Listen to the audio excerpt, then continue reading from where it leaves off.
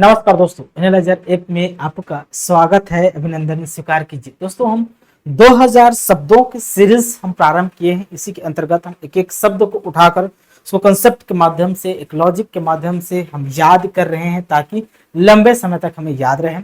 इसी कड़ी में आज का जो हमारा शब्द है कौवा। कौवा एक पक्षी है, आप सभी जानते हैं। तो कौवा के बहुत सारे पर्यायवाची शब्द होते हैं।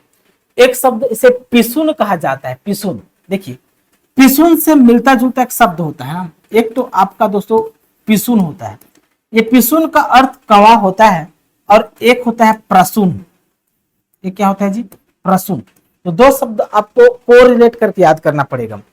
एक आपका पिसुन और दूसरा आपका प्रसून। तो दोनों एक टाइप प्रोनाउंसिएशन लग रहा होगा, है ना। तो इस पिसुन का जो अर्थ होता है ना, ये तो कौवा होता है, ठीक है। इसका अर्थ क्या होता है जी? आपका कौवा। पिसुन का अर्थ। एक शब्द होता है प्रसून। इस प्रसून का जो अर्थ होता है ना, इसका अर्थ फूल होता है, फूल, ठीक।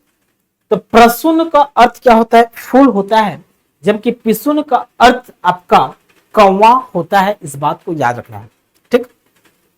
एक है आपको वायस। वायस कौवा को कहा जाता है, वायस कौवा को कहा जाता है, ठीक ना। तो वायस से भी एक शब्द को रिलेट करना है आपको। क्या को रिलेट करना है, चलिए समझते हैं। एक शब्द आपका वायस है, वायस, और दूसरा शब्द इसी से मिलता जुलता है, एक पायस। वायस पायस, वायस पायस, ऐसे करके याद करना है, ठीक ना। वायस पायस। वायस का जो अर्थ होता है ये तो कौवा ही होता है, ठीक ना, कौवा। जबकि जो पायस शब्द है, पायस का अर्थ खीर होता है। क्या? खीर, ठीक है जी। इसका अर्थ आपको क्या लेना है? खीर लेना है। तो वायस का अर्थ कौवा, पायस का अर्थ खीर। इस शब्द को आपको याद रखना। जैसे खीर, पायस किसके पर्यायवाची शब्द हैं? तो खीर के पर्यायवाची शब्द हैं, जबकि वायस कौवा के पर्यायवाची शब्द बन जाएंगे, ठीक। करकट कहा जाता है। देखिए जब कौवा का जो आवाज होता है ना, बहुत करकट करता है कान को, है ना। मतलब उसका जो ध्वनि है, साउंड है, वो बहुत करकट साउंड होता है, इसलिए उसे करकट भी कहते हैं। करकट, करट, ठीक ना। करकट या करट दोनों कहा जाता है। काक कहते हैं, काक, काक, काग, लास्ट में क भी लगा दूं, ग भी लगा दूं, तो काक भी कहते हैं, काग भी बोलते हैं। काक, काग एक ही है, ठीक ना। काणा, कान।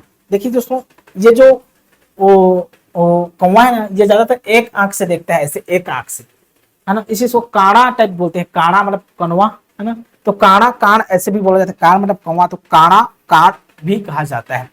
काना एकाक्ष भी कहा जाता है। काना एकाक्ष क्यों? क्योंकि ज्यादातर ये एक आंख से ही देखता है, इसलिए इसको काना एकाक्ष कहा जाता है, ठीक ना। एकाक्षी दिवाटन, एकाक्षी दिवाटन है दोस्तों। दिवाटन मतलब क्या है? दिवाटन एक पक्षी एकाक्षी है, मतलब एक आंख से देखने वाला एकाक्षी दिवाटन है, ठीक। अकेला भ्रमण करता है ये, ठीक ना, किसी ग्रुप में भ्रमण नहीं करता है कौवा, ठीक ना। ये ना दोस्तों आपके कौवा के पर्यायवाची शब्द। आशा करता हूं ये लॉजिक आपको अच्छे से समझ में आए होंगे, ये कंसेप्ट आपको अच्छे से समझ में आए होंगे, ठीक ना। मिलते हैं दोस्तों एक नए कंसेप्ट के साथ। अभी के लिए धन्यवाद, थैंक यू।